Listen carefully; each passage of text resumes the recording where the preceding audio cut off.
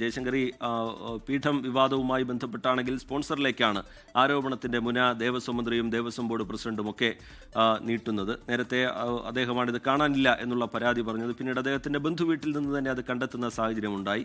എങ്ങനെ അത് അവിടേക്ക് എത്തി? ഈ കാര്യത്തിൽ മാത്രമല്ല മറ്റു കാര്യങ്ങളിലൊക്കെ രേഖകളുടെ സുതാര്യതയുമായി ബന്ധപ്പെട്ട് അത് സൂക്ഷിച്ചതിലെ നടപടിക്രമങ്ങളുമായി ബന്ധപ്പെട്ടൊക്കെ സംശയങ്ങൾ കോടതി പ്രകടിപ്പിക്കുന്നുണ്ട്. അങ്ങനെ ദേവസ്വം ബോർഡിന് അങ്ങനെ സ്പോൺസറിലേക്ക് മാത്രം പഴിചാരിക്കൊണ്ട് ആ വിവാദത്തിൽ നിന്ന് തലയൂരാൻ കഴിയില്ല എന്ന നിലയിലല്ലേ ഇപ്പോഴെത്തി നിൽക്കുന്നത് ജയശങ്കർ? അതായത് ടി കെ, ഈ വിഷയവുമായി ബന്ധപ്പെട്ട് ദേവസ്വം മന്ത്രിയും ദേവസ്വം ബോർഡ് പ്രസിഡന്റും ഒക്കെ തന്നെ ഉണ്ണികൃഷ്ണൻ പോറ്റിയെ പഴിചാരിക്കൊണ്ട് ഈ കാര്യങ്ങൾ അവസാനിപ്പിക്കാനുള്ളൊരു ശ്രമമാണ് നിലവിൽ നടത്തിക്കൊണ്ടിരിക്കുന്നത്. കാരണം മുഴുവൻ ഉത്തരവാദിത്വം ഉണ്ണികൃഷ്ണൻ പോറ്റിക്കാണെന്നും അദ്ദേഹത്തിൻ്റെ ഈ പ്രവർത്തനങ്ങൾക്ക് പിന്നിൽ, അദ്ദേഹത്തിൻ്റെ ഈ ആരോപണങ്ങൾക്കൊക്കെ പിന്നിൽ വലിയ തോതിലുള്ള ഒരു ഗൂഢാലോചനയുണ്ടെന്നൊരു സംശയം ഈ ദേവസ്വം ബോർഡ് പ്രസിഡന്റും ഒപ്പം തന്നെ ദേവസ്വം മന്ത്രിയും ഒക്കെ തന്നെ പറയുന്നു. പക്ഷേ ഉണ്ണികൃഷ്ണൻ പോറ്റി പറയുന്നതനുസരിച്ച് 2021 കോവിഡ് കാലത്ത് തൻ്റെ സുഹൃത്തിൻ്റെ പക്കൽ ഈ പീഠം ശബരിമലയിലേക്ക് കൊണ്ടുവന്നു.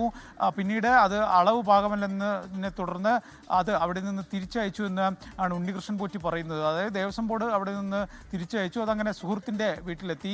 പിന്നീട് താൻ ഇതിനെക്കുറിച്ച് അന്വേഷിച്ചില്ല. ഏറെ നാൾ കഴിഞ്ഞതിന് ശേഷം ഇതൊന്നിച്ചുരുക്കി ഈ പീഠം ഒരുക്കി ഒരു പുനർനിർമ്മാണം നടക്കുന്നൊരു ഘട്ടത്തിൽ മാത്രമാണ് ഇത് സംബന്ധിച്ചൊരു ഇമെയിൽ സന്ദേശം പോലും അയച്ചതെന്നാണ് ഉണ്ണികൃഷ്ണൻ പോറ്റി പറയുന്നത്. പക്ഷേ ഇദ്ദേഹത്തിൻ്റെ വളരെ പ്രധാനപ്പെട്ട കാര്യം, ഇദ്ദേഹത്തിൻ്റെ അടുത്ത സുഹൃത്ത്, ഇദ്ദേഹത്തിന് വേണ്ടി എല്ലാ ഇടപാടുകളും നടത്തുന്ന, നീക്കുപോക്കുകളും നടത്തുന്ന ആ സുഹൃത്തിൻ്റെ കയ്യിലായിരുന്നു ഇതുണ്ടായിരുന്നത്. പക്ഷേ എന്നിട്ട് പോലും അത് ഉണ്ണികൃഷ്ണൻ പോറ്റി അറിഞ്ഞില്ല എന്നൊരു ചോദ്യം അതുപോലെ തന്നെ അവിടെ നിലനിൽക്കുന്നുണ്ട്.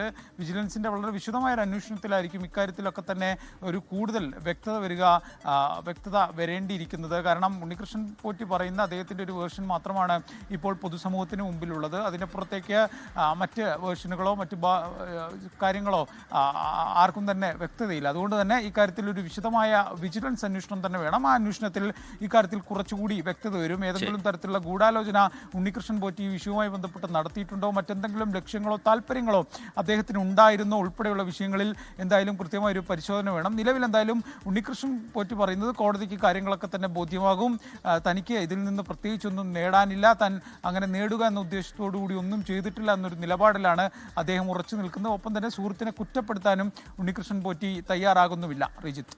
ശരി, എ വി ജയശങ്കറും വിഷ്ണു സുരേഷും വിശദാംശങ്ങൾ പങ്കുവയ്ക്കുകയായിരുന്നു. വിശ്വാസികളിലടക്കം വലിയ ആശങ്കയുണ്ടാക്കുന്ന തരത്തിലുള്ള ഗുരുതര സ്വഭാവത്തിലുള്ള ആക്ഷേപങ്ങളാണ് സ്വർണ്ണപ്പാളി സ്വർണ്ണപീഠ വിവാദവുമായി ബന്ധപ്പെട്ട് പുറത്തു വന്നത്. അതിലൊക്കെ സമഗ്രമായൊരു അന്വേഷണവും ഒപ്പം തന്നെ ഈ ശബരിമലയിൽ സൂക്ഷിച്ചിരിക്കുന്ന കാര്യങ്ങളിലടക്കം വളരെ വിശദമായൊരു പരിശോധനയും വേണം എന്നുള്ളതാണ് ഹൈക്കോടതിയുടെ നിർദ്ദേശം. റിട്ടയർഡ് ജഡ്ജിയുടെ നേതൃത്വത്തിൽ അന്വേഷണം നടക്കാൻ പോകുന്നു.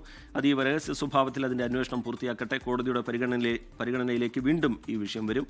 കോടതി അന്ന് എന്തൊക്കെ ചൂണ്ടിക്കാട്ടും എന്നുള്ളതുമൊക്കെ വലിയൊരു ആകാംക്ഷയാണ്.